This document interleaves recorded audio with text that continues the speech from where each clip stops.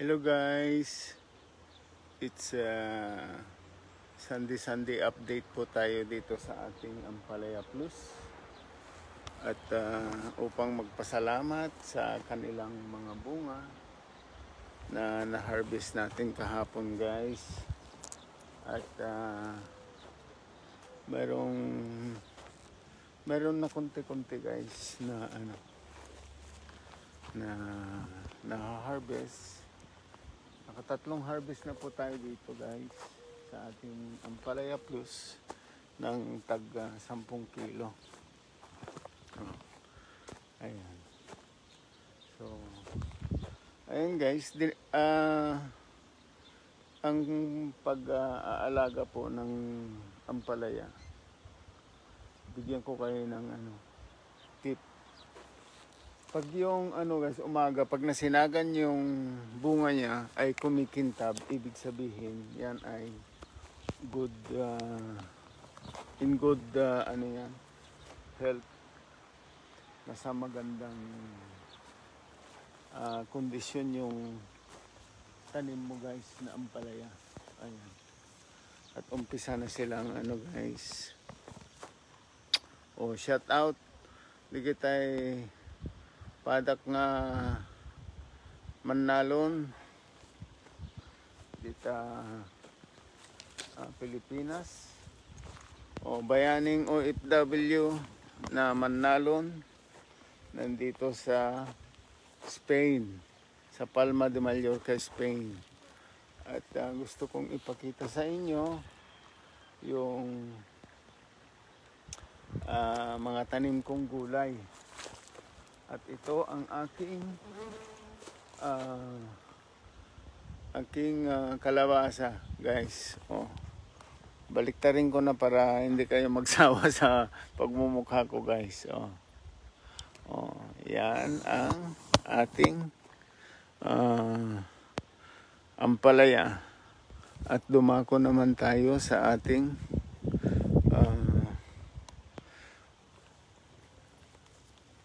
kalabasa guys. Napapatulala ako guys kapag nakikita ko yung arangkada ng aking kalabasa guys. So ayan, shout out.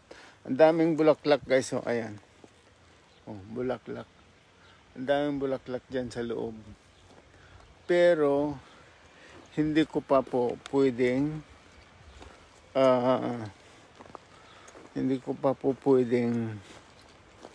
asakan or manguha ng bulaklak guys. Ayaw ko guys kasi nasa stage of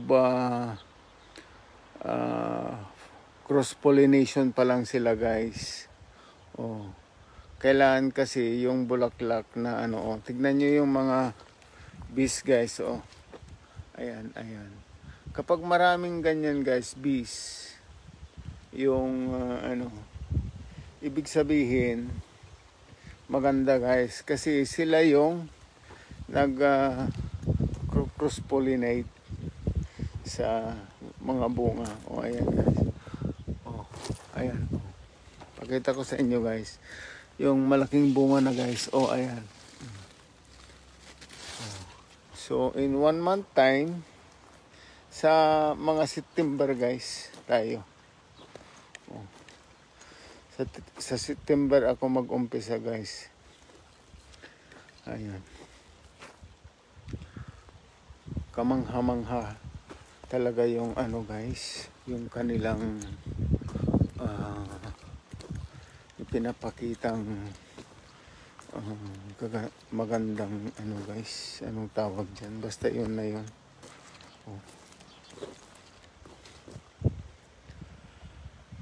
At I'm so very very happy guys na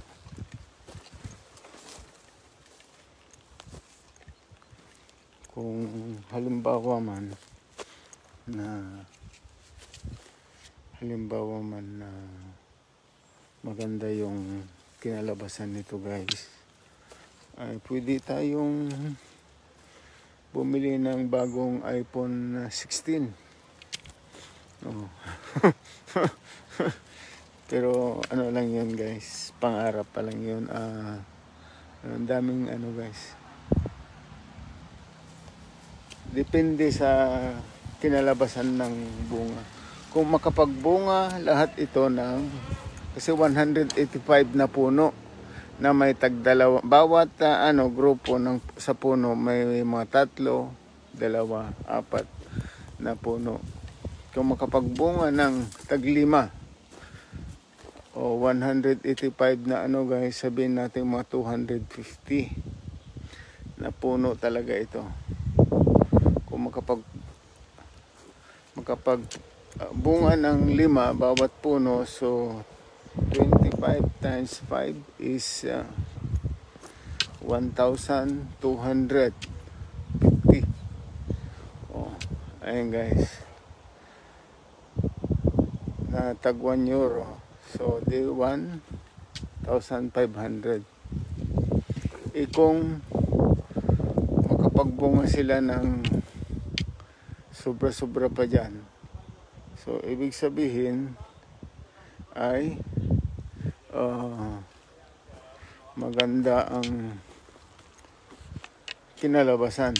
Ayan guys, so ayan, ang daming mga bulaklak guys, pero ayaw ko pang asakon kasi masisira. Hayaan mo lang dyan. At nasa stage pa ng ito guys, ng pag-cross pollinate. Ayan.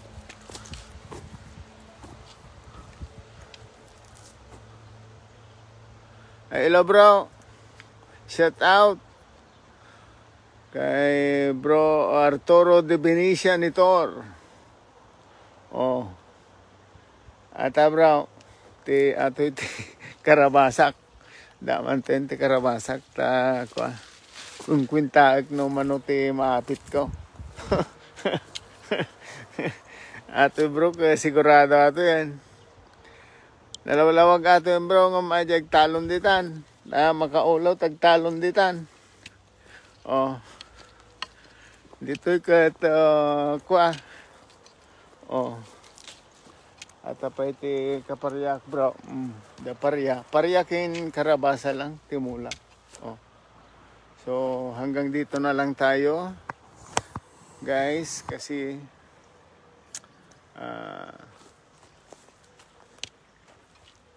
babalik na ako doon sa bahay. At linggo ngayon guys. Ang oras ay alas 10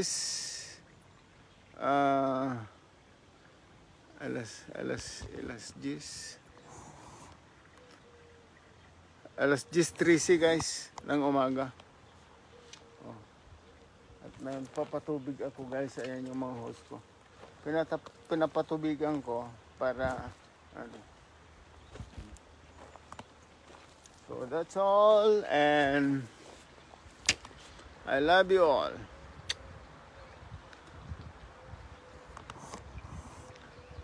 Pating kalod to yun bro, apanak yan di bala, baka kagor berbero ko na di amok. Panak si balay, nagtoy taltalon. Shout out sa lahat ng mga aming gagayam ko taga Purok 6, Tacorong. Aming taga syudad, Tacorong. Shout out. I love you all.